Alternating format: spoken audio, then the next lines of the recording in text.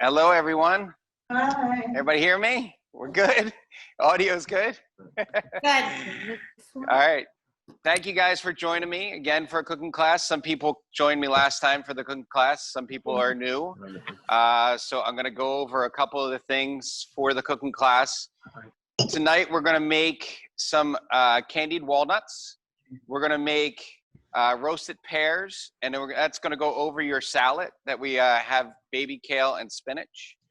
We're going to start on the salad first. Then we're going to move into the barley risotto, sauteing the chicken breasts, and then doing some roasted vegetables. And that should finish your meal, and you guys have some desserts too. But we're going to try and learn a little bit about cooking. There you go. I sent you guys some recipes. I never really follow any recipes. I use recipes as a guideline. They're never really, I call them a guideline, not my God. So I just follow the recipes along as a outline, basically. And as we go, if you have questions about things or you need me to slow down or speed up, let me know. So one of the first things we're going to start with is turning on your oven. If you have a convection oven, turn it on at 350. If you have a still oven, which has no fan in it, turn it on to 375. So I have my large oven in the back. I turn that to 350. It's a convection oven. Then we're going to start by making our walnuts. So our candied walnuts, you should have all the ingredients. I gave you guys more ingredients than you need for the walnuts. All the spices are packaged. We have butter, we have nutmeg, we have cardamom ground, we have cinnamon, cayenne, and a little bit of brown sugar. That's all ready for the candied walnuts. We're going to start off with the candied walnuts by putting some butter in a saute pan. I'm going to put about a tablespoon or so of butter right in the saute pan. And I'm going to heat it up. I'm going to let that butter melt. I'm going to add, when that butter is melting, it's just about a tablespoon or so of butter. Again, I gave you a little bit more ingredients than you guys really need, so you could possibly make it twice if you want.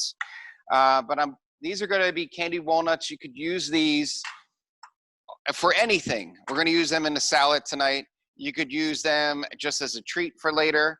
But you could make them in a couple different ways. You could use honey instead of brown sugar. You could use different spices if you like to change it up. But basically, we're going to melt the butter. We're going to add a little bit of brown sugar to that butter. I added about 2 tablespoons or so of brown sugar. Again, I'm not measuring anything. You guys can try and measure everything out, but I think measuring everything kind of takes the fun away from cooking. That's more baking if you're going to measure everything out, but you're going to try and cook it. So I put it right now on medium-high heat. I have a little cassette burner, and I'm just going to basically melt the butter down with the brown sugar. So I'm melting the brown sugar in the butter. And then I'm going to take, before I add my walnuts, I'm going to add my spices.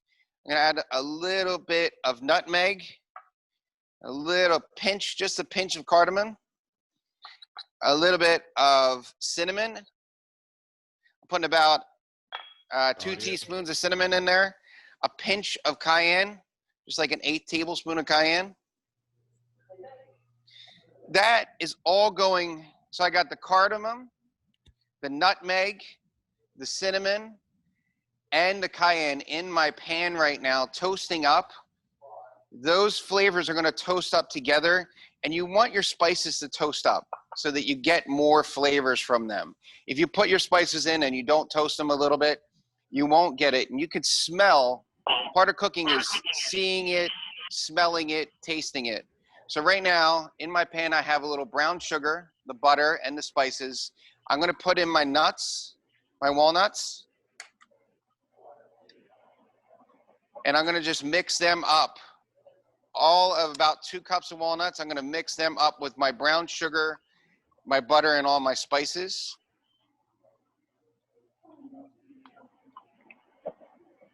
Oh, so you could use regular sugar in this. You could use honey. If you didn't get brown sugar, if you don't have brown sugar in your pantry, you could use some honey or regular white sugar. It would work the same way. But basically, so we're still you're melting the butter and the sugar Okay. together and toasting some spices, and you have it all mixed together all over the coating on the nuts. And then What I'm are going the to put spices these again? right into a cookie sheet and spread them out. Sure.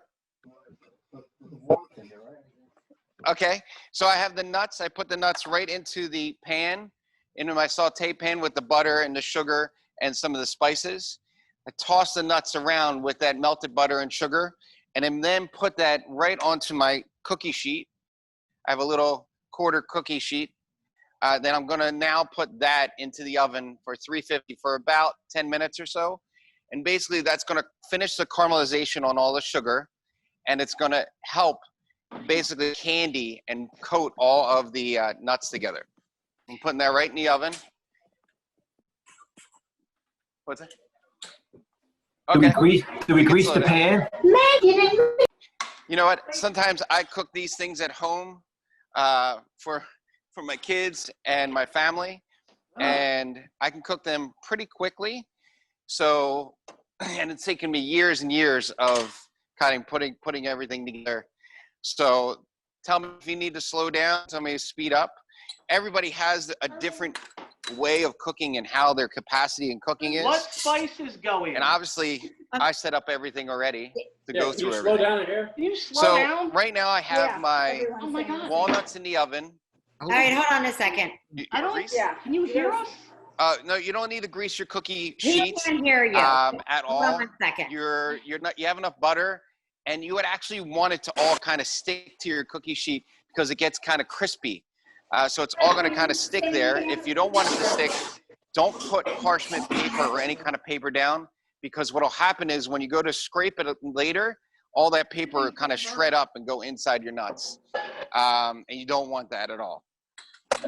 So I have my nuts in the oven, toasting off. They're in 350 degrees. They're going to take, depending on how hot your oven is and how well your oven cooks, mine's going to cook pretty quick, about 10 to 15 minutes.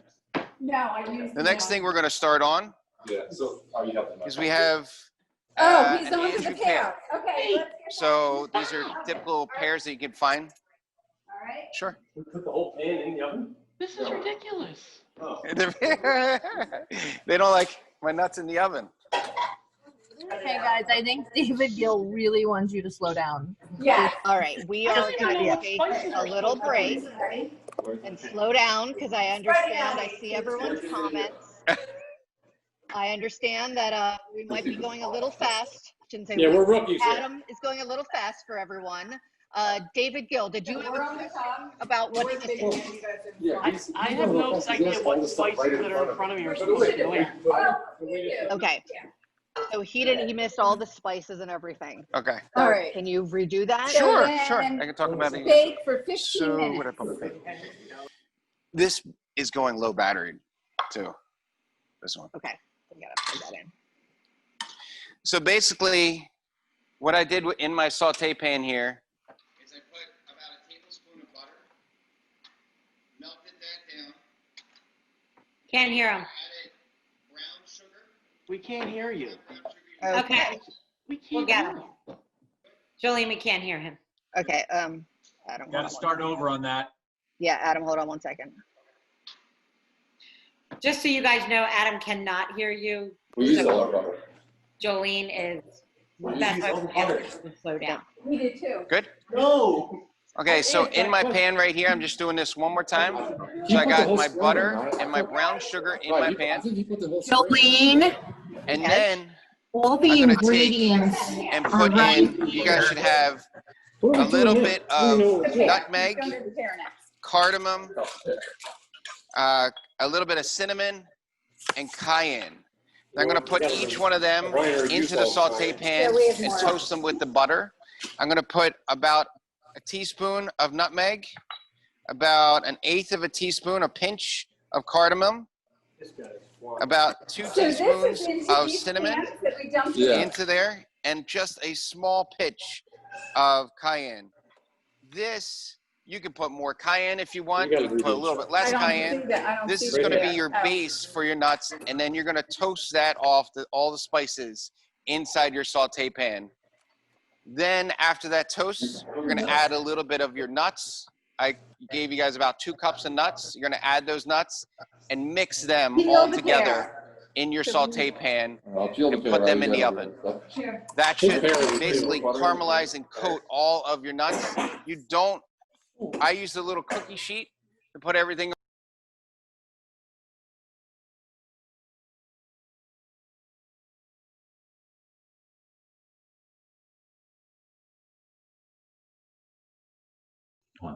We can't hear our buddy.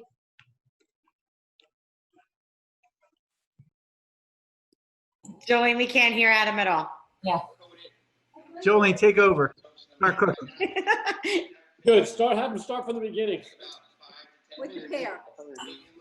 Come on, we got the nuts in the oven. You Here, said we're honey. supposed to take our nuts from the oven. No, every 5 minutes you stir them for 15 minutes. Our Oh, pepper's going. he's just that far ahead. Michelle's probably dying right now. Jolene's dying too. Okay, Put it in we're here. going to move on to roasting your pear. All right, It's great. a very simple Anjou pear that we have. It's a green pear. You can get a different kind of pear if you'd like. A sickle pear, a red pear. You can do any kind of pear you'd like. I picked the Anjou pear because it's a little bit harder and it roasts really well. You're going to basically take this pear and you have a cutting board and a knife, and you're just going to cut it right in half. I cut it right in half so it splits, just like this. And you have the top and the bottom. Then I'm going to take a small knife. You could take a melon baller or a scoop and scoop out the inside. But I'm going to take a small knife, and please watch, don't cut yourself. And I'm going to core out the center of the pear. It's really easy. So I took out the center of the pear itself, and there's no more seeds in it. I'm going to get rid of that. And I'm going to cut off the top and the bottom. You can do it straight down on your cutting board, just like this.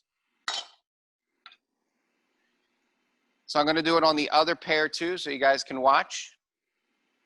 So I'm going to take my knife, my paring knife, and I'm going to cut it just like this. You could use a spoon if you like. I'm going to cut right around and take out the core. You could use a spoon, a smaller spoon, and basically scoop out the inside of it. It's really easy. That could happen. You just don't want your seeds inside. Then I'm going to cut off the top and the bottom, just like this. Now I have my pear that was whole. I cut it in half. I have my top and bottom all cut off. And I'm going to add that to a small cookie sheet. You could use, like I said, a couple different kinds of pears. I like this one because it's a little bit firmer. It's a little bit tart. We're going to add a little bit of sugar to it. We're going to add a little bit of salt. We're going to add a little bit of seasonings. And this pear kind of takes on some of those seasonings a little bit better than a softer pear or maybe a red pear. And you could actually take the skin off the pear too, if you don't want the skin, but I actually like the skin on the pear. My wife is completely opposite of me, doesn't like the skin on any of the apples or pears. And same with my kids. Some of my kids like the skin, some don't. But you can do it with the skin on it. It'll actually hold the pear a little bit more intact. And I have the pear sitting up on the cutting board now. Just trim off the bottom a little more. And that's the bottom and the top is trimmed, the inside scooped out. Anybody having problems trying to scoop out the insides? No? Pretty good? Okay, so the next thing I'm going to take is some granulated sugar. It should just be your white sugar that came in your packet, some salt, and some ground pepper, and some oil. You guys a little bit of blended oil. So again, a little bit of granulated sugar, salt, pepper, and blended oil. I'm going to take the sugar, I'm going to sprinkle it over top, kind of like you're seasoning a piece of meat almost. I'm going to sprinkle it on top. I'm using about 2 teaspoons of sugar.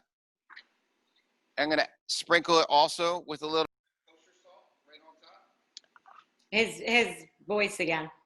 And a little bit of pepper. And now I have it seasoned. I'm going to put a little bit of blended oil right on top, just about a teaspoon, just to coat it. And I'm going to rub all this stuff in. You don't need to use a mixing bowl. I'm just going to rub all this stuff in and all the way around, and all the stuff that's on the outside of here. So now I have my pear coated in sugar, black pepper, salt, and a little bit of olive oil on a cookie sheet. You don't need to spray the cookie sheet. Can you repeat the oils and how much? Yep. What oils? So I just put on the blended oil that was in your packet. It's just a blend of olive oil and canola oil. And then I put about a teaspoon of oil on there, some sugar. I put about 2 teaspoons of sugar sprinkled on top, kind of like you're sprinkling seasoning a piece of meat, salt and pepper to taste. You're just going to basically season that again like a piece of meat, just sprinkled right on top. And then I'm going to rub them down and make sure everything is coated around them. I'm going to put them in the oven, Inappropriate. a 350-degree oven. And that's going to take about 15 or so minutes to roast. It'll take a little time to roast those. You want to check your walnuts while you're in the oven and make sure they're not burning. They should be nice and toasted. And when you hear them, they should be crispy. And the sugar is caramelized and crispy. You guys can see this. My nuts, since they were in the oven, in a convection oven, they cooked pretty fast and they're toasted. I'm going to put them off to the side right now and let them cool. And we're going to use them for the salad later. Should the pear be up or down? I put the pear, I'll show you guys again. I put the pear in the oven with the cut side down on the sheet pan and the rounded skin side up. Put that right back in the oven. So while that's in the oven, it's going to caramelize. The sugar is going to caramelize. The pear juices in it are going to leak out, and it's going to mix with the salt and the pepper and the oil, and it's going to make a really delicious caramelized pear in the oven.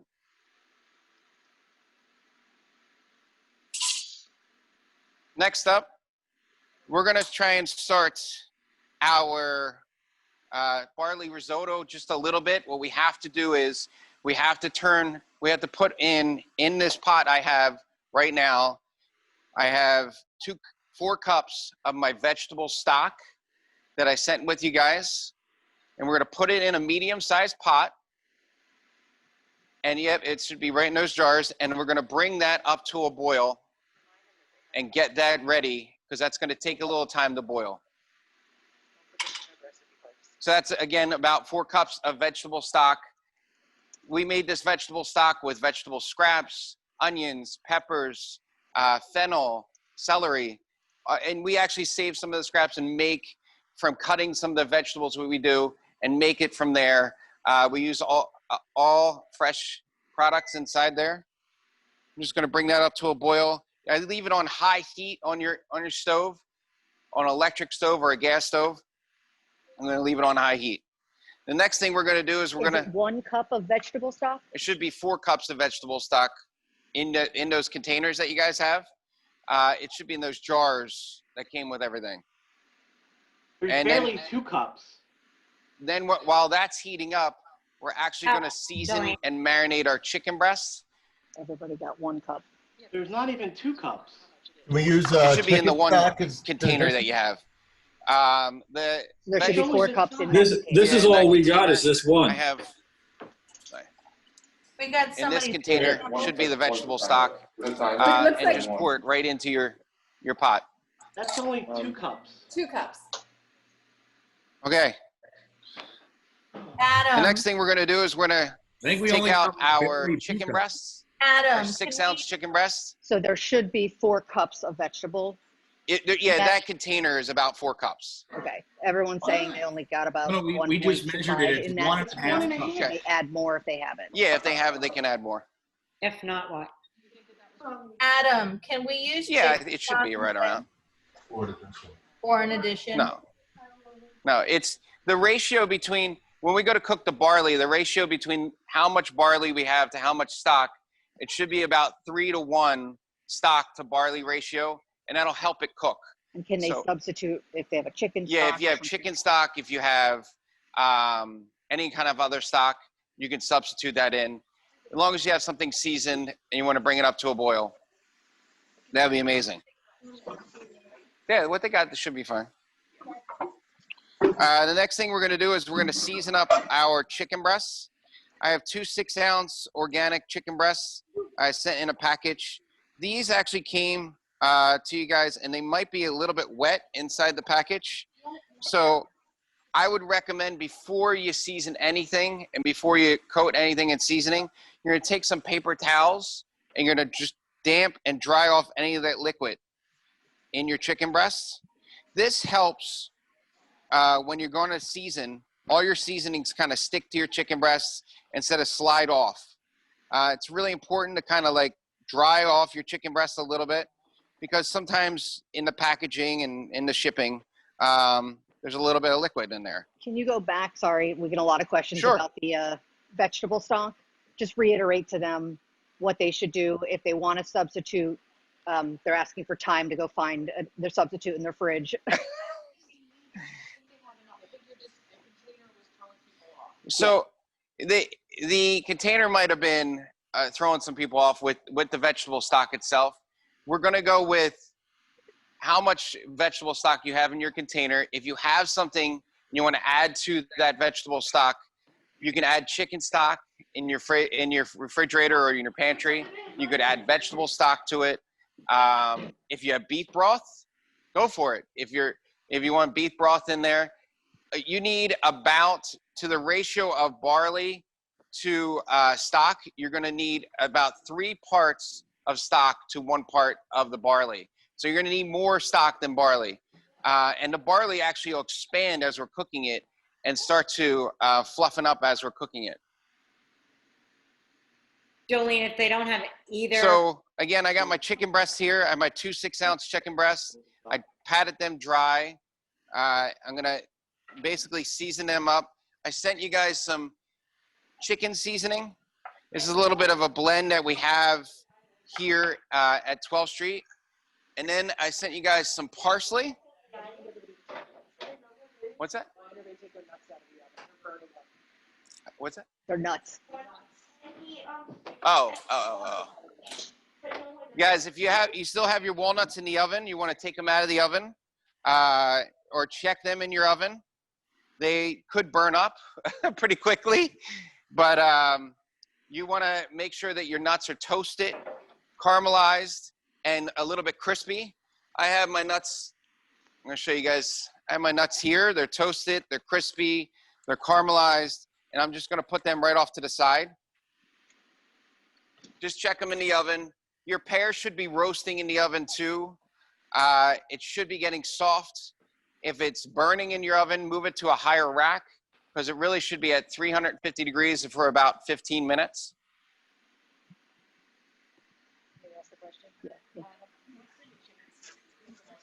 Okay, so in the chicken seasoning itself, we have actually a spice guide that we said we want a certain amount of spices or different spices in the chicken seasoning itself. So there is salt in here. There is some garlic powder. There is some paprika. There is some dried sage. There's some tarragon. There's some parsley, a little bit of fennel, ground fennel in there. That's inside the seasoning. All of this seasoning is also, for the people that got the tofu, is also vegetarian. There is no chicken. I call it chicken seasoning, but it has no chicken in it itself. You put it on chicken because it goes really well with poultry, but you could use it for other things like meat or seafood, or if you like the flavor of it. I usually like to do it when I grill my chicken breast, just put a little bit on it and rub it on it. So it's just a flavor enhancer. if you just want to use salt and pepper, you could just use salt and pepper too. So Have we put the I got my barley in the 6-ounce stock chicken yet? breasts. I got my seasoning, and then I have my parsley that I brought you guys. It was in bunches.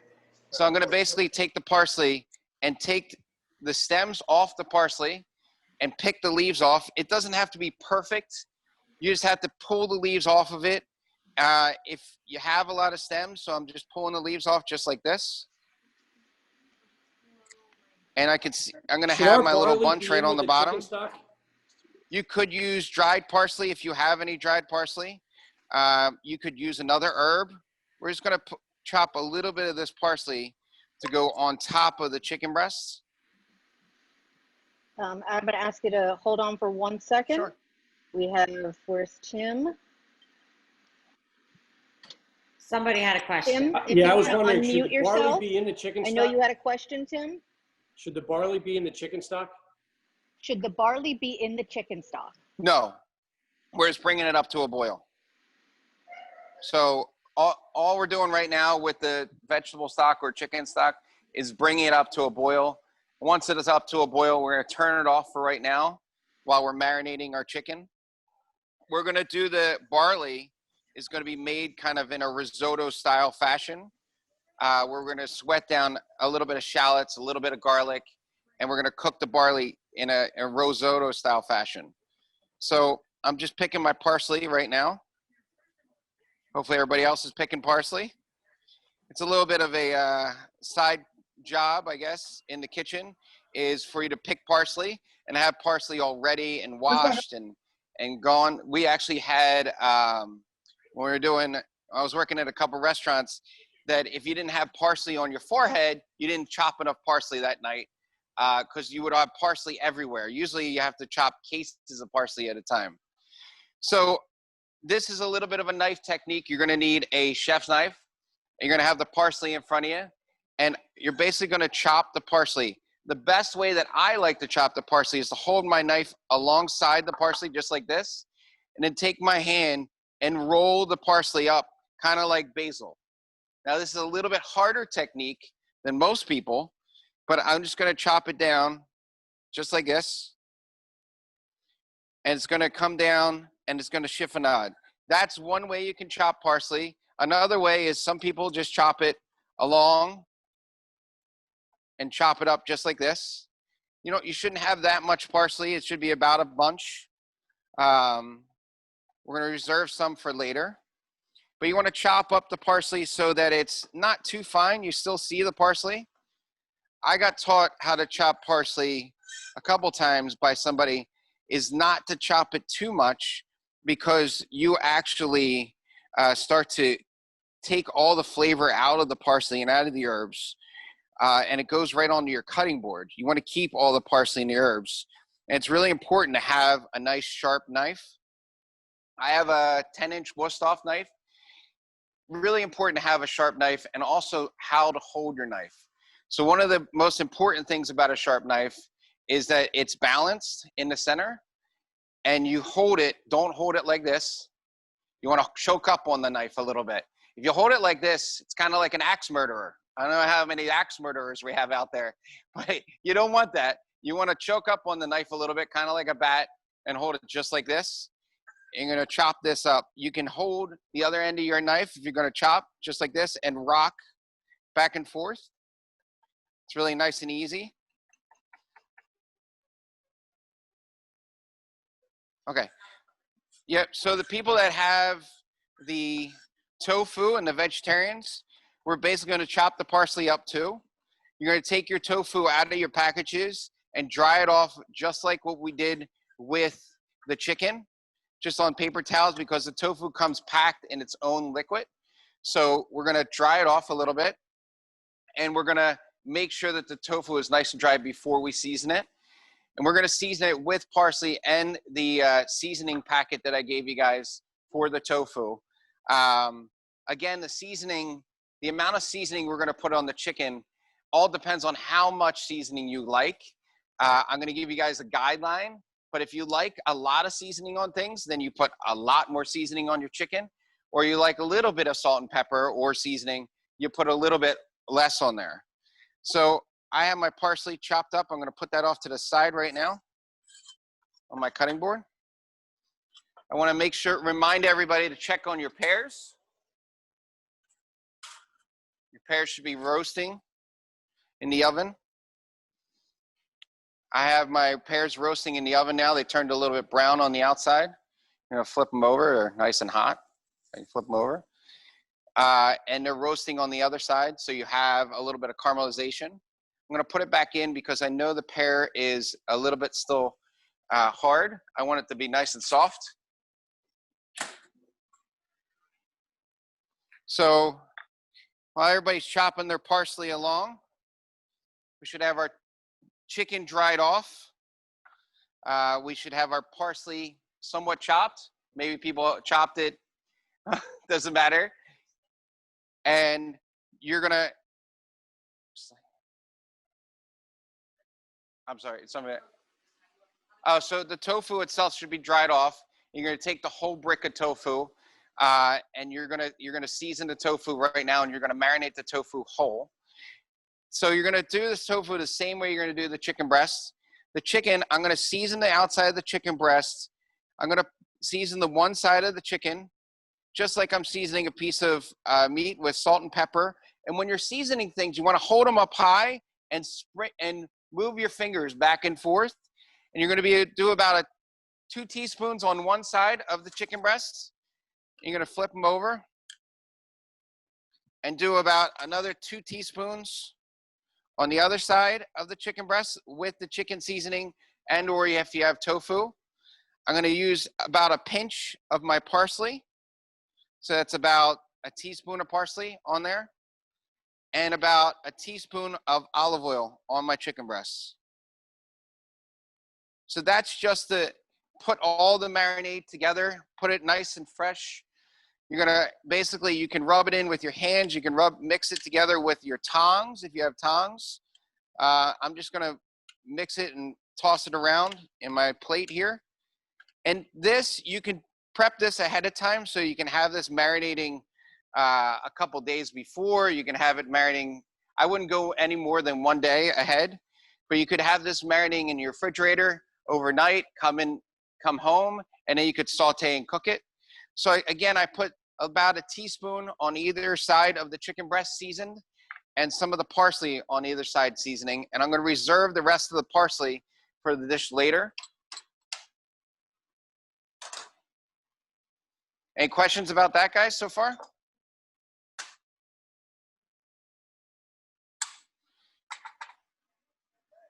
All right, so we're gonna do, I promise it's just a little bit more knife work, just a little bit more to get the risotto going.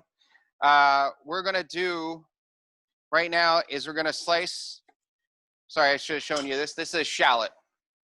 So a shallot is basically kind of like a small red onion. It's sweeter than a regular onion. It's a little bit tastier than a regular onion. You're not gonna get as much onion flavor from it. And a lot of French chefs like to use this to start a dish with. So I just basically cut the shallot right in half. This on the top, you could see how the flour, this is the root end of the shallot and this is the top end of the shallot. Same thing with the other half. So I'm gonna basically take this shallot and we're gonna slice the shallot straight down, just like this. And I'm not gonna use all the shallot. I'm just gonna use the top part of the shallot. You're not gonna use the root end of it. So I'm gonna slice it down. Everybody has a different size shallot. So my slices are about, I don't know, 1/4 inch thick. And as I'm slicing, if you can see, I'm holding my knife against my edge of my knuckles. And then I'm gonna take those shallots and just chop them up. Again, just like this. It has to be rough chop. It doesn't have to be perfect. So I'm just gonna chop up my shallots just along the side so you can see that they're chopping. And one of the tricks of not crying while you're cutting onions is to wear contacts. if you wear contacts, the onion doesn't make you cry. I could peel a whole bag of onions, chop them, won't cry. But if I take my contacts out, I'll cry all day. I don't know, there's something that blocks it. But the shallots should be just chopped. I have the shallots chopped kind of small right now and went back and forth with it. We're gonna put that off to the side. You can use, if you don't have if you wanna substitute shallots, you could use a red onion, you could use a white onion, you could use a couple different things. But shallots are the best thing. It's a little bit sweetness, a little bit tartness, and they're really easy to use. I sent you guys peeled shallots. I'm gonna just check my pear. That's perfect. I sent you guys peeled shallots. Sometimes in the grocery store, they come out and they're not peeled and they're brown on the outside and you just have to peel them. They're really easy to just peel like an onion. In the meantime, I took my pears out of the oven and you could see that my pears in the convection oven, I have this gigantic convection oven behind me, actually roasted and caramelized on the bottom side of the pears while they're skin side up. So on the bottom side, they caramelize a little bit. You can see how they're nice and caramelized. I'm gonna put them off to the side and they're soft in the middle so you can touch them. If you don't wanna use your fingers like I'm using, you could use maybe your chef knife and just poke and make sure they're soft. They can be a little bit firm still in the middle, but I can feel them. They kind of feel like an avocado, the ripeness of avocado. So I'm gonna put them off to the side and keep them cool. So I'm gonna let them cool down. Now everybody's pear is going to roast at a different temperature or a different time. Just wanna keep your eye on it. It should be caramelized. It should look like a beautiful caramelized little pear. On the outside, the skin's gonna be a little brown, but on the bottom, it's gonna be a little bit different. So I have, going back to the barley, I have my shallots diced. I have my parsley chopped. And then the next thing we're gonna do is we're gonna take our aggression out. We're gonna take a clove of garlic.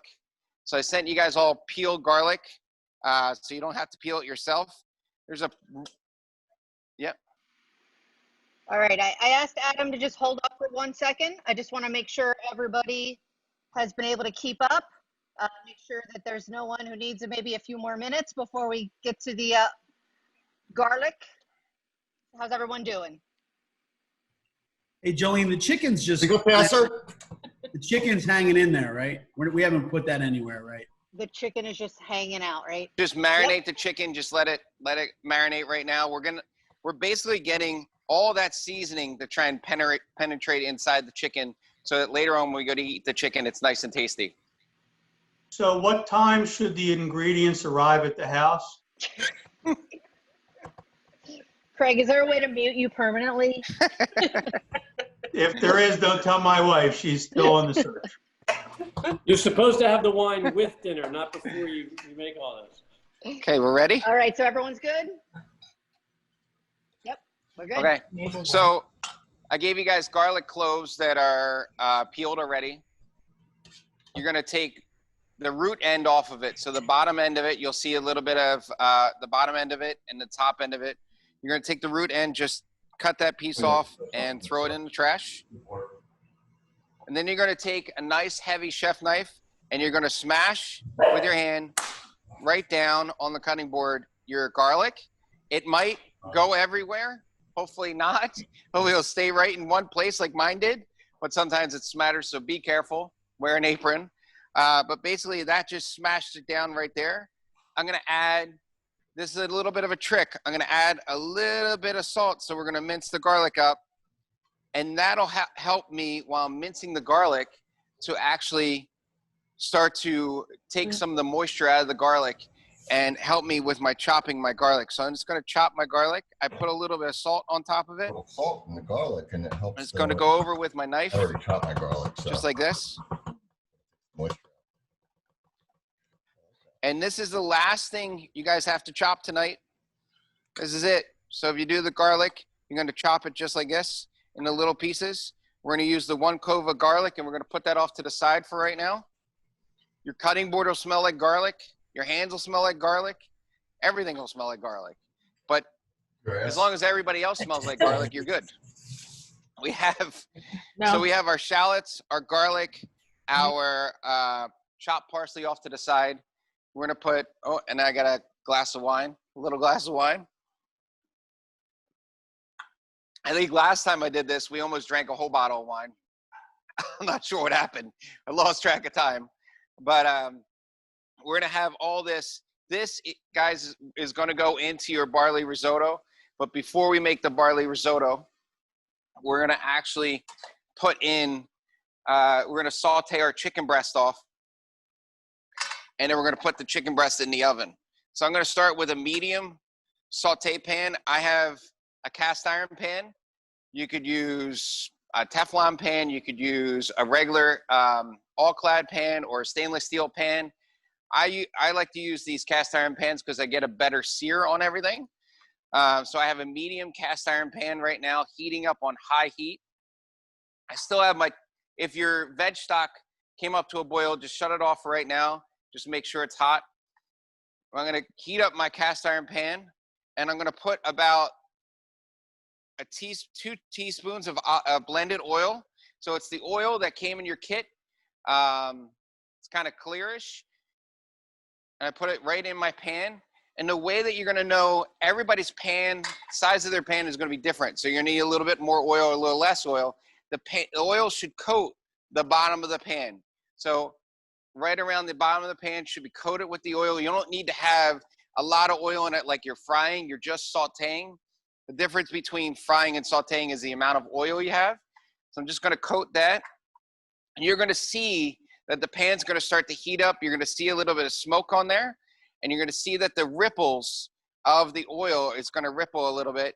And that's gonna help you know when that's ready to saute.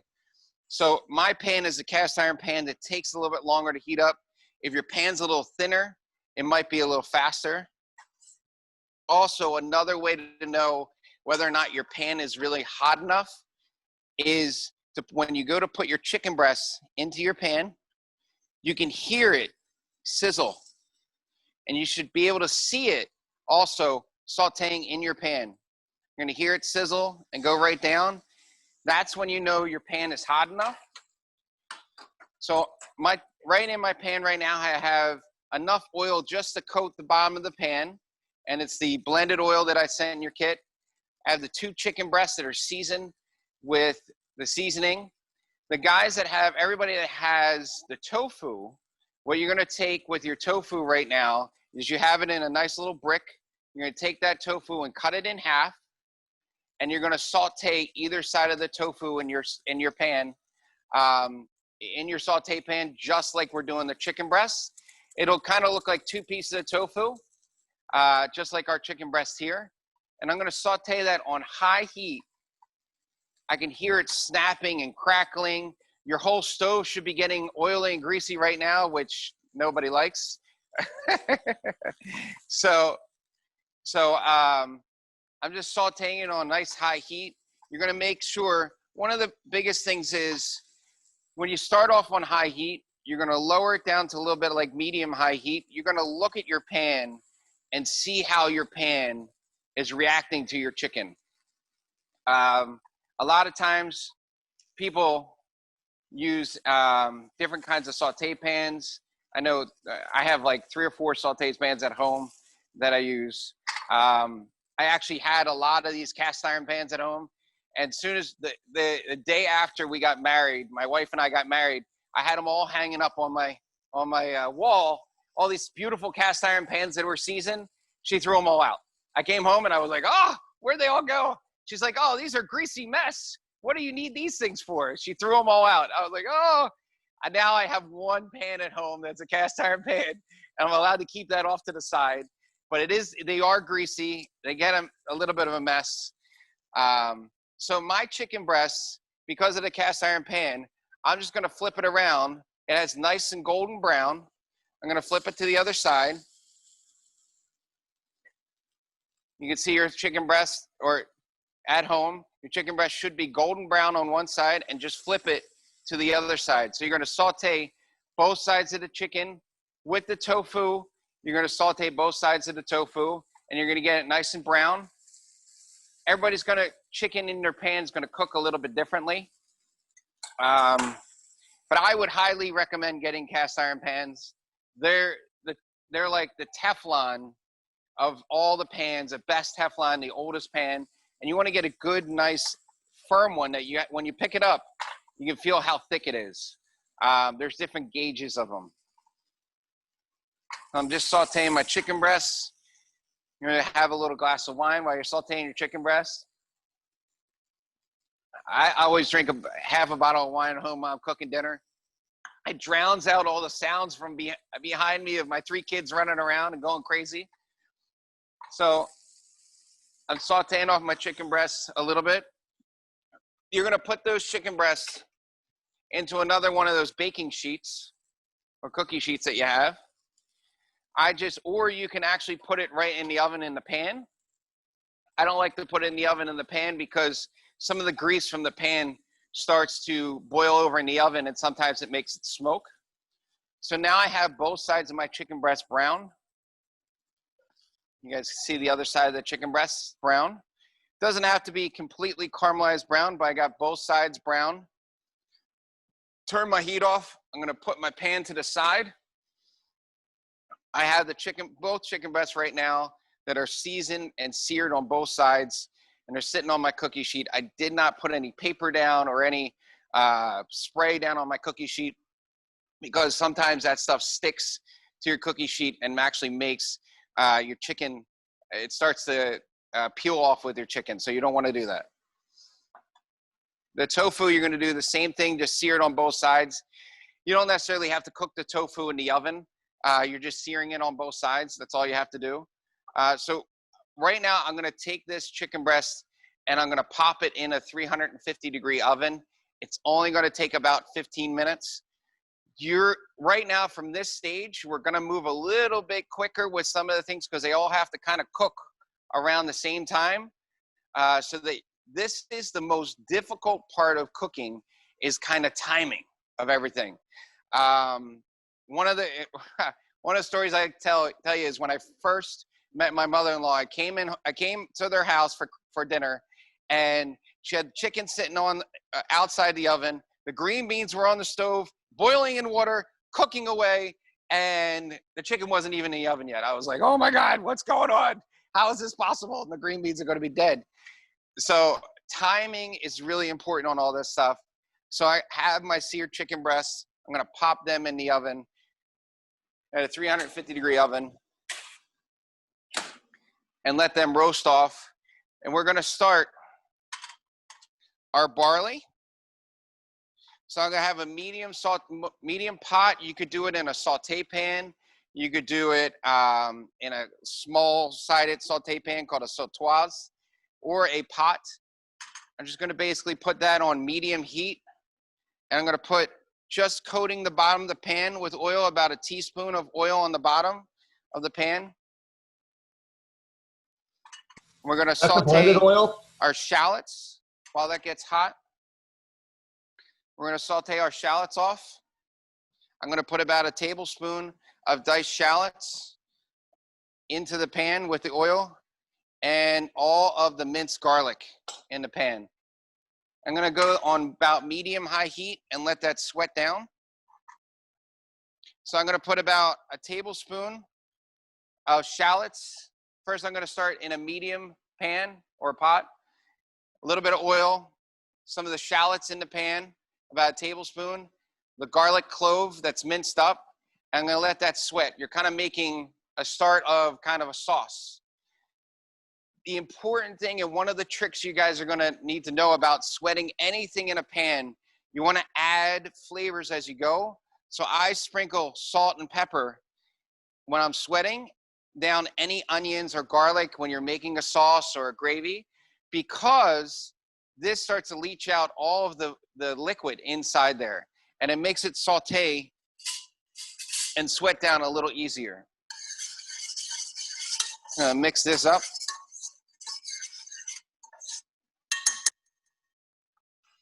So I have my shallots, my garlic, and a little bit of oil in here, and I'm sweating it down. You should smell it through your whole house, sweating. It should smell almost like the beginnings of tomato sauce or gravy.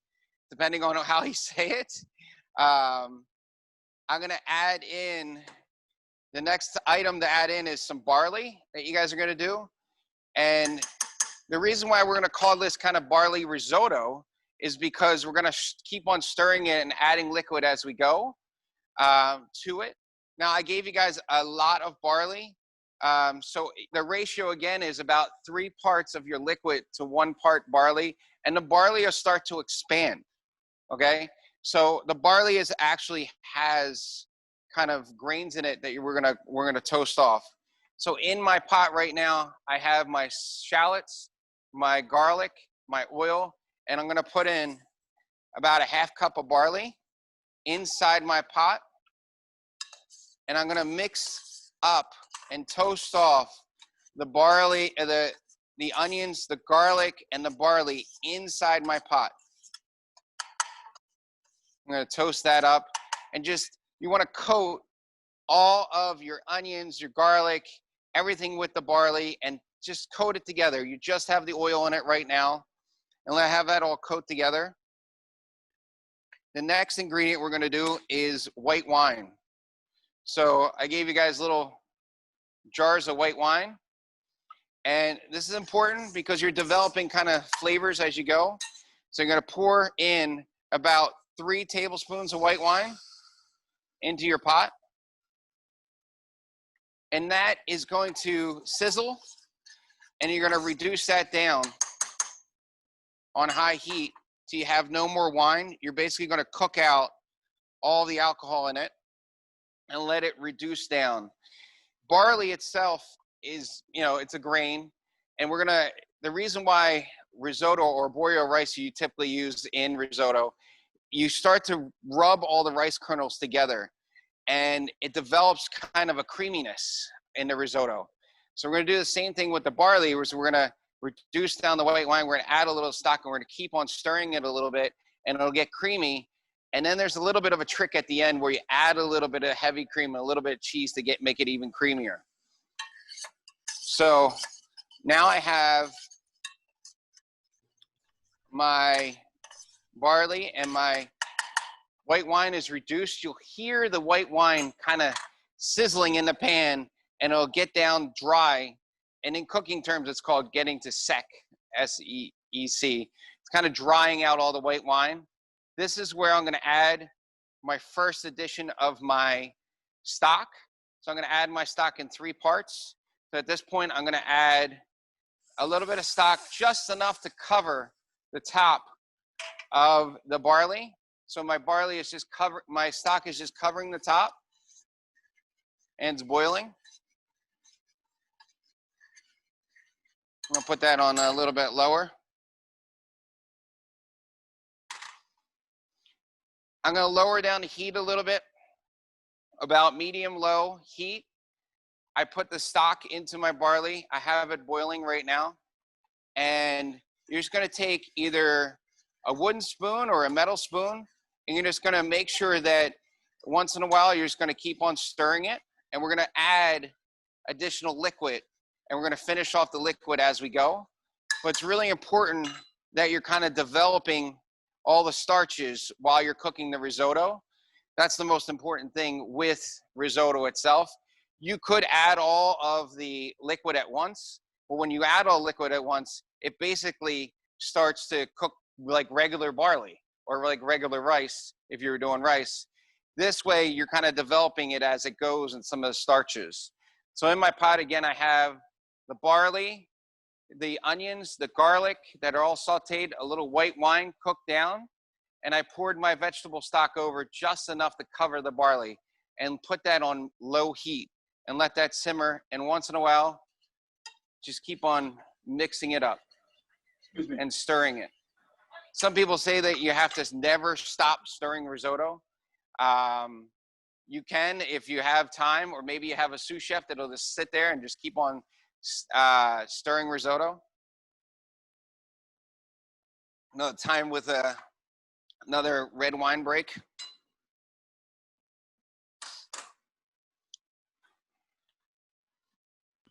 Excuse me. Thank you for more. So as that's cooking, we're gonna try and multitask. We got our chicken in the oven. We're gonna cook our risotto. And we're gonna cook some of the vegetables that I sent you guys in the packet itself too. Everybody has baby carrots, little baby carrots, and some tricolored cauliflower. You have green, you have purple and yellow cauliflower. Basically gonna put all of them together right on a baking sheet. All the cauliflower that you have, all of the carrots that you have. You could, I have the 1 clove of garlic in here. I have 2 tablespoons of the shallots inside there, sweated down. And I have the white wine cooked down and the barley in there too. So I have my cauliflower little florets. Yes, the barley's cooking right now. It's cooking with the first addition. So, oh, Jesus. Okay, so I have my blended oil. So I have it, that's enough. I'm gonna pour on about a tablespoon of blended oil on top of my vegetables. And then I sent you guys a little bit of vegetable seasoning. This is basically a couple different dried herbs, a little bit of salt and pepper, and we're gonna sprinkle that right on top. We have right now baby carrots and tricolored cauliflower on here itself. The cauliflower is a green, a yellow, and a purple cauliflower. Right, 2 vegetables. So I sprinkled on the vegetable seasoning on top of there. I have a little bit of oil on top. I'm gonna rub all that stuff together so that it coats all nice and evenly. And the vegetable seasoning itself is a mixture of dried herbs. It's a little bit of dried basil, thyme, tarragon, parsley. You're gonna mix that all together and you're gonna basically put that on your cookie sheet, just like this. And we're gonna pop that in your 350-degree oven. And that should take about 10 minutes. While you're in your oven, you wanna check your chicken. Make sure it's okay, it's looking good. Your internal temperature of your chicken should be about 165 degrees when it's finished.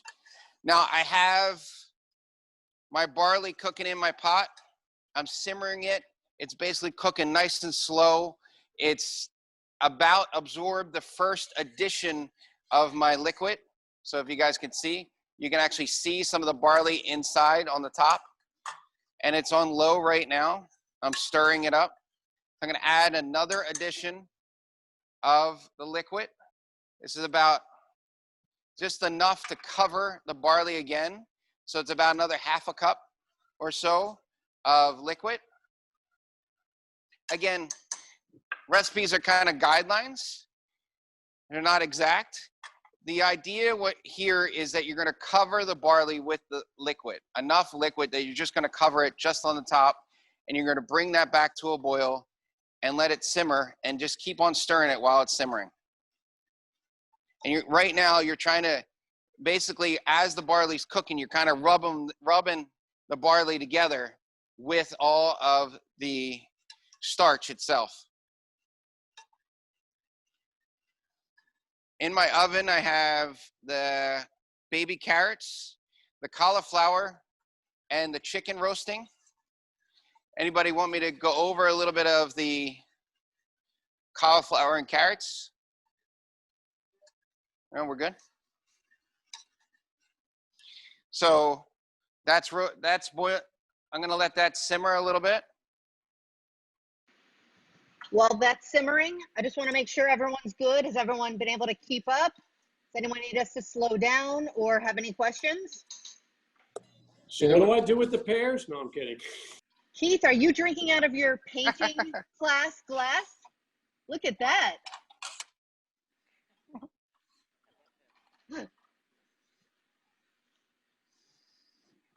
While Adam's doing that, I just want to I want to say hello to Michelle, who's joining us. I want to thank Michelle at 12th Street for everything that they're doing for us tonight, and of course, Adam as well. Not to steal the thunder from Adam. So much fun. Thank you, Michelle. So guys, I'm enjoying watching all of you have fun. so everything should be in your pot right now. Should be the barley, the second edition of the stock itself, and it should be boiling and simmering, and you should be just stirring it up, and you'll see the barley start to really absorb all the liquid. And once the bubbles actually get a little bit bigger, that's when you know you start to see some of the barley keep on coming and rising to the top. We're going to add our third edition of our stock, and that should be the last edition of stock before the barley's cooked. I'm going to check my chicken real quick in the oven again.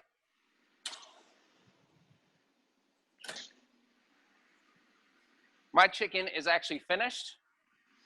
I'm going to put it on top of my stove to keep it nice and hot while the rest of the stuff is cooking. A little trick you can do with the chicken itself, you can cover a little foil, put it on top of the stove, or if you have a range, put it right next to it, and just let it rest. When any kind of meat is cooking, all the juices tend to rush right to the middle. You want to actually let it rest so that it's really nice and juicy when you go to eat it. So my barley is boiling right now. And again, in my cooking, I've known how to tell whether or not chicken is cooked just by looking at it or touching it. If you want to use a thermometer, it's 165 degrees internal temperature. Or another way to check if the chicken is done, you can just basically cut a little piece in the middle and look inside. And if it looks cooked, then it's cooked. Again, cooking doesn't have to be a science. It can be a lot about touching, tasting, feeling, everything you're doing. So right now, my liquid has reduced again, and so I could see the barley. So I'm going to add my last addition of stock, just enough to cover. That's about a half a cup, just enough to cover the barley itself. Again, I'm going to bring that up to a boil and keep on stirring it. So everybody should have their walnuts out of the oven, their pears out of the oven, waiting off to the side, and they're nice and cool. While all the barley's cooking, we can kind of start our salad and tossing our salad with our dressing. We sent you guys with your salad, we sent you baby spinach, a little bit of baby kale, which is one of my favorite items. We're going to put that into a mixing bowl. It's going to be really easy. You don't need to toss your salad in the dressing. You can just pour the dressing over top. So I took all the baby kale and all of the spinach and just put it in a mixing bowl. Again, you don't need to toss your dressing, but you can drizzle it over top if you like. You can put it in a bowl, however you like to eat your salad. I'm still stirring my barley risotto. Everybody's risotto should be cooking. We're going to multitask here and try and do our salad also. So in my bowl right now, I have my kale, my spinach, and I sent you a maple mustard vinaigrette that I'm going to pour over top. And not everybody wants to toss you don't have to toss your salad. If you'd like, you can toss it with your hands. You can toss it with a little pair of tongs. Ooh. I put on enough dressing, about 2 tablespoons of dressing, enough to coat. Some people like a lot of dressing. Some people like a little bit of dressing. I like just enough to coat, and if later on I want to put more on, I'll put more on. I am a big component of having my salad into a bowl. So I'm going to toss that together. I'm going to put that right into a nice bowl. You guys can do it family style. You can do it individual if you like. I'm going to do this a little bit family style right now. So I have my tossed greens together. And then I actually sent you guys, oh, watch your barley risotto. Keep on stirring it. Just stir it up a little bit. I actually sent you guys some grated aged cheddar that I'm gonna sprinkle on top. Now you could toss it in it. I just like the color of it on top also. I only used about a tablespoon or 2 tablespoons. Then I'm gonna use my candied nuts. So I have the candied walnuts, and I'm gonna sprinkle just right on top.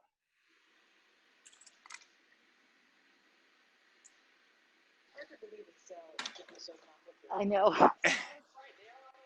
You made that like an hour ago.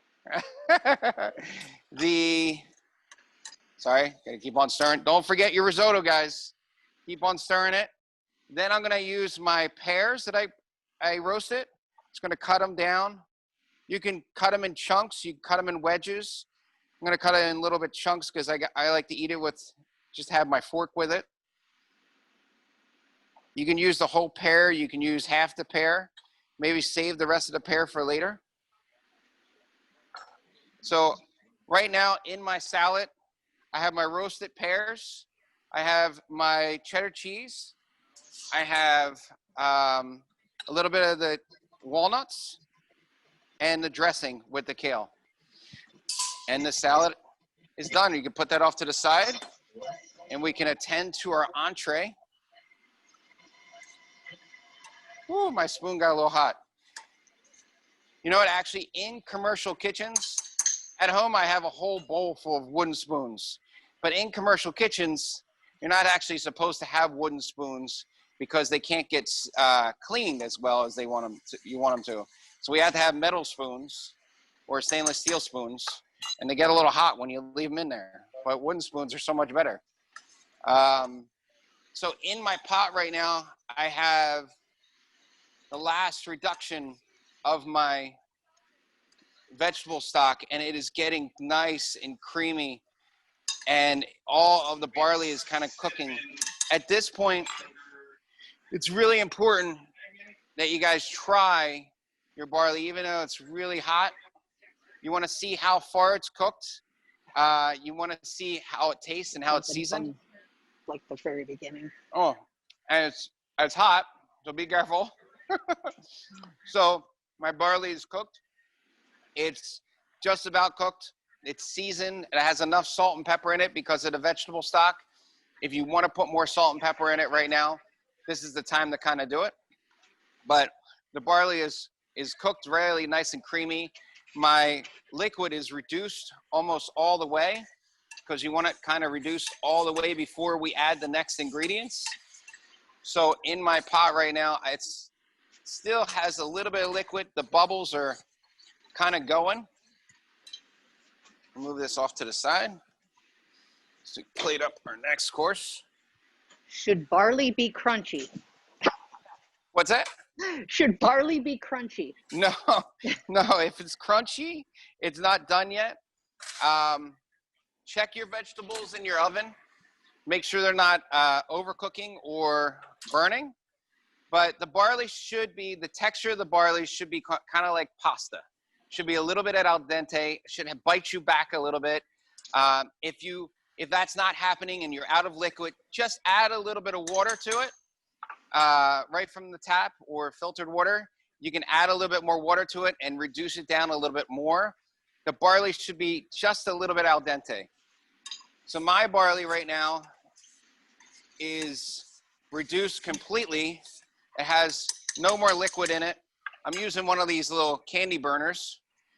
I'm gonna add about 2 tablespoons of heavy cream to it that I brought. I gave you guys a little container of heavy cream. I'm gonna add, I also sent you guys some English peas. I'm gonna add some English peas right to my barley risotto. All the English peas that you guys have, add all of them. And I'm gonna mix them up. This is kind of the trick to risotto. I used to, so right now I put in about 2 tablespoons of heavy cream, some peas. I learned one time from somebody making risotto that there was a technique that he whipped cream, and he would fold in whipped cream into the end of his risotto, and it would get fluffy and light because he didn't want it like kind of dense and gluey. So you want it to be still creamy, but you don't want it to be too gluey, kind of starchy. So the heavy cream in it will help that inside. So I'm mixing it up. So my risotto right now is just kind of falling off my spoon. The actual barley is nice and al dente, and it's kind of falling off the spoon. I'm gonna finish this risotto with about a tablespoon of grated Parmesan cheese, and I'm gonna turn off the heat when I add the cheese. Very important, turn off the heat when you add about a tablespoon of grated Parmesan cheese, because the cheese, you just want to stir it in so that it melts right inside there. And you should have nice, cheesy, creamy barley risotto that we're going to use on the bottom of our plate. Real quick, guys, I also almost forgot. I sent you a little sauce as an extra little thing with your chicken.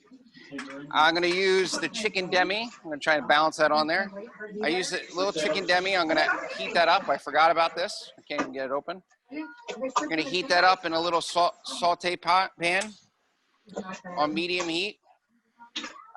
We used roast chicken bones. We used a little bit of mirepoix, which is onions, carrots, garlic, roasted inside there. For the vegetarians, we made you a vegetable demi. We used dried mushrooms inside the vegetable demi. We used onions, carrots, roasted carrots to get some of the flavor in there. The vegetable demi is all vegetarian, and the chicken demi has chicken in it itself. It's just a nice sauce to complement the dish. Make sure you guys check your vegetables in your oven. So my vegetables in my oven just came out. They're roasted. The cauliflower's roasted. The carrots are kind of roasted themselves, and they have a little bit of caramelization on them. I'm going to put them off to the side. We're going to use them. And heat up your demi itself. Get some plates. Now's the fun part, is trying plating it. How's everybody doing so far? I know I went a little quick right there. All you have to do is just bring your chicken demi up to a boil. I'm going to do my plating. I'll do it right here so you guys can see it. Yeah. So I'm going to plate my barley risotto right on the bottom. A lot of people said they have a ways to go with the risotto. With the risotto? Yeah. Yeah, if you have a little ways to go, that's fine. You just add a little bit of stock or water if you're out of stock. So at the end of the stock, when you have al dente, when your barley risotto is al dente, you want to add about 2 tablespoons of heavy cream. Then you're going to mix that up, add your peas, all of your English peas. Then you're going to add about a tablespoon of grated Parmesan cheese. When you add your tablespoon of grated Parmesan cheese, shut off your heat, and then mix up your Parmesan cheese and plate it right into your bowl. You can use a bowl, you can use a plate, however you want to plate. The most important thing is that you taste your barley and see if it's al dente as it goes. And it should be nice and creamy. And then I'm going to take, lost my tongue. I'm going to take some of our vegetables. Now, you don't have to plate it that fancy. We're going to take some of our baby carrots, put them around, plate it just like this. A little bit of colorful roasted cauliflower.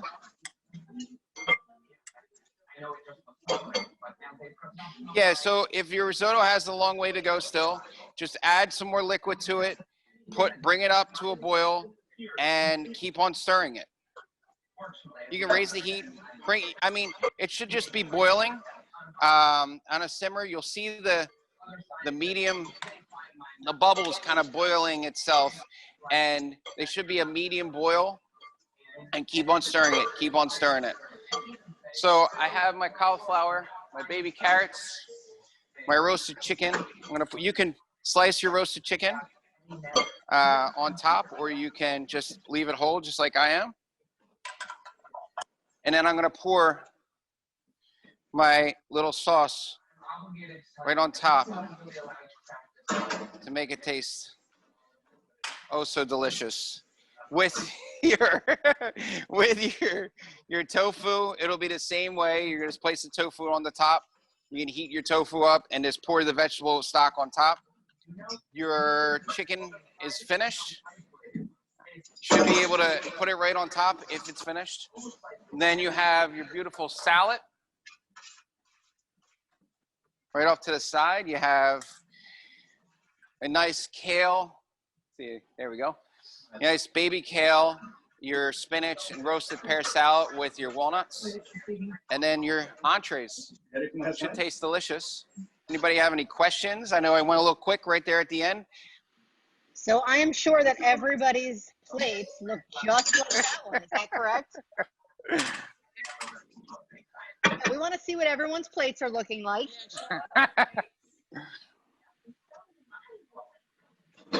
Okay, David Gill's still working on his barley. We're still on barley over here too. Okay, we got a couple people still on barley. Repeat about the sauce. Can you repeat about the sauce? What about the sauce? Can you repeat So the what? sauce, I just brought the sauce up to a boil in a little saute pan and just poured it right over top of the chicken. Put the Bring up the sauce sauce to a boil. It's a chicken on demi the in a little food. container. I still The have my hardest stone part about fruit cooking, mash. and one of the things hopefully you guys understood tonight, is about all the timing of things and kind of multitasking at the same time. It drives my wife nuts that I can sit there and multitask and have multiple things cooking at the same time. But it's important, because if you had your risotto finished, your your chicken finished, and your carrots and cauliflower weren't finished, then it would all come together at the same time, and it takes years of practice. Years and years of practice. Go back to the barley again. How do we finish the barley? So when you finish the barley, you're going to take a little bit of heavy cream, 2 tablespoons of heavy cream that I put in a little container for you guys. So a little container of heavy cream, 2 tablespoons. You're going to put all of the English peas inside there and stir it so it all heats up and brings back to a boil. Then add about a tablespoon of grated Parmesan cheese, shut the heat off, and then keep on stirring it and mixing it in. That should finish your risotto. It should be nice and creamy and cheesy and al dente, and put it right in the bottom. The stone fruit mash. All right. That's for a cocktail, the stone plate. mash. Looking good over there. We use it Any other now. finished plates that everyone wants to show off? This is absolutely fantastic. Thank you guys. Thank you guys so much. This is so good. Heather and Brandon, looking good.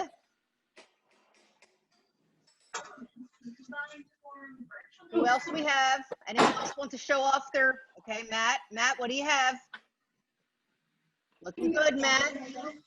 Ginny, looking good.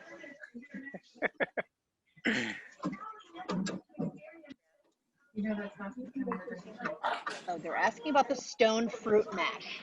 Gail says the salad is really delicious. Where is it? Of course they're asking about the drink. Yeah, I have it over here. I have it in the background. So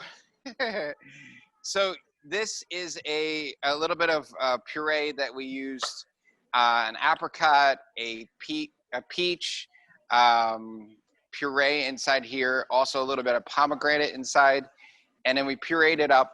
All you guys have to do is add a little bit of club soda, maybe some I mean, I would add white wine to it, a little bit of club soda, and spritz it up a little bit, or vodka or rum. I like a little bit of white wine with this, but you could add vodka, rum, or tequila. Ice, shake it up, and make a little drink out of it. I wouldn't recommend this is kind of concentrated right now, so don't drink it just like this. Some people have drank it already. On the top label, guys, it said to add stuff to it. Cheryl says Tito's, baby. Add a Tito's. It's right on top. It's a little bit strong. It's a concentrated. You have to add stuff to it. Don't just drink it straight up. We got some champagne with it. That was excellent. Yeah, that would be great. A little like kind of Bellini type thing. That'd be great. You guys try what you want. What do we do with the can you go over the demi again? No problem. You want to basically heat up your... David, I hope you heard that. You want to heat up your chicken demi in your small pot and just bring it up to a boil and just pour it over top of your chicken. It's right on top of your chicken. It's already done. What type of barley do you buy? What brand? All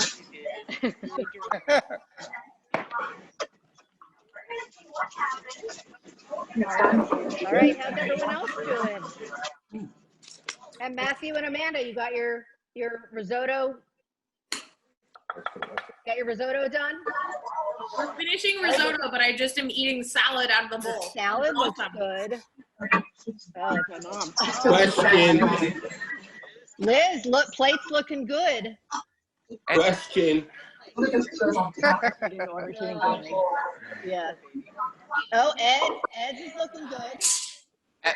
Has anybody else ever made barley risotto, or is this the first time? We got one. What type of barley do you buy? What brand? We got like 2 hands raised. Nice. Nice.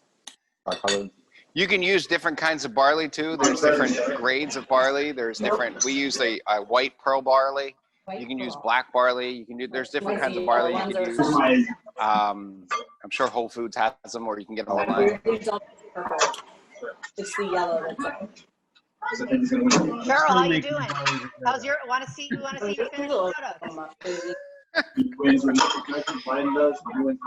Cheryl. Let's see. Where's it at, Cheryl? I have to wait till Chris gets back. He had to go to the house for something. So. Adam, is it okay to let it simmer for a while I run out to vote? I just got to vote today. That's right. Eat it right out of the dish. What about the bread? Oh, the bread. Yeah, what about the bread? The focaccia, you can... Do you need a demi glaze for chicken? barley so it was a little longer. Yeah, I'll put it on. You did say you're supposed to boil it and then put it on.